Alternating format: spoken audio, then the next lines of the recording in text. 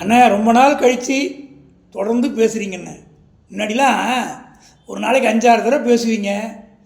இப்போ குறைஞ்சிச்சு. ஏதோ இன்றைக்கி ஒரு நல்ல நேரம் பேசுகிறீங்கண்ணே. இல்லைப்பா, எனக்கு அந்த திரு பார்த்தசாரதி அவரை பற்றி பேச ஆரம்பித்த உடனே மகிழ்ச்சி ஆகிடுச்சு.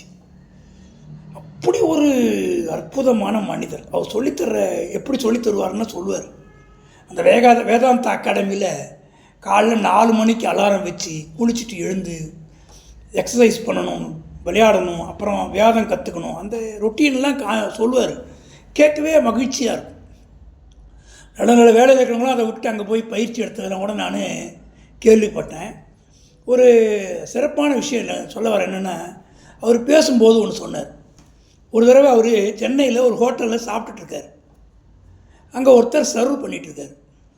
அவர் திரு பார்த்தசாரதியை பார்த்த உடனே அவருக்கு ஹாப்பி ஆகி போச்சு. நமக்கு தெரிஞ்ச ஃபேஸாக இருக்குன்ட்டு கிட்ட வந்து, டேய் பாச்சா எப்படா இருக்க, டேய் பாச்சா அப்படின்றார். அவர் கூட கல்லூரியில் படித்தவர் சர்வராக இருக்கார். சர்வர் தொழில் தவறான தொழில் கிடையாது, எல்லா தொழிலுமே உயர்ந்த தொழில் தான். சரியாக படிக்காததுனால அந்த இடத்துக்கு போயிட்டார். அதுதான் அவர் பதிவு பண்ணுறார். நல்லா படிச்சிருந்தா அந்த வேலைக்கு போயிருக்க வேணாம். என்னென்னா சம்பளம் கம்மி. சர்வர் தொழில் நல்ல தொழில் தான். ஒருத்தவங்களுக்கு சாப்பாடு பரிமாறுறது புண்ணியம். அது சொந்த உணவாக இருக்கட்டும், யாருடைய உணவாக இருக்கட்டும், அது புண்ணியம். ஆனால் சர்வ் பண்ணுறவருக்கு அதிக சம்பளம் இருக்காது, ரொம்ப கம்மியான சம்பளம் இருக்கும். இப்போ இவர் ஒரு உயர்ந்த நிலைமையில் இருக்கார். சுற்றி எல்லாம் பெரிய பெரிய ஆளுங்க உட்காந்துருக்காங்க.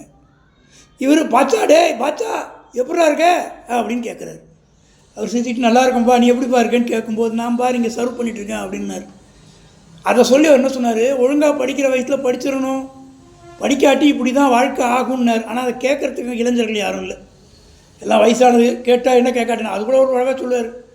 நான் மாட பேசிகிட்டு இருக்கேன், எத்தனை பேருக்கு காதில் ஓடுதுன்னு தெரில, எத்தனை பேர் புரிஞ்சுக்கிறாங்கன்னு தெரில, எல்லாம் வயசானவங்க.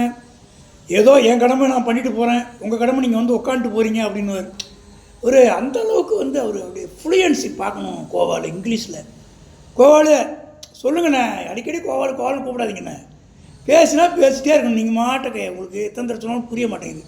இல்லைண்ணே கோச்சிக்காது. அவ்வளோ அழகாக சொல்லுவார் கோவால். அந்த பகவத்கீதை மேலே எனக்கு ஆர்வம் வந்தது அவர்கிட்ட போய் கேட்ட பிறகு. அவர்கிட்ட நிறையா கற்றுக்கிட்டேன் கோவால். அண்ணே அது எல்லாத்தையும் சொல்லுங்கண்ணே, நீ கேட்குறது நல்லா தான் இருக்குது, ஆனால் ரொம்ப வருஷம் முன்னாடி போனேன், நிறைய விஷயம் அவர் சொன்னதை மறந்துட்டேன், ஞாபகம் வந்தால் சொல்கிறேன் கோவால்.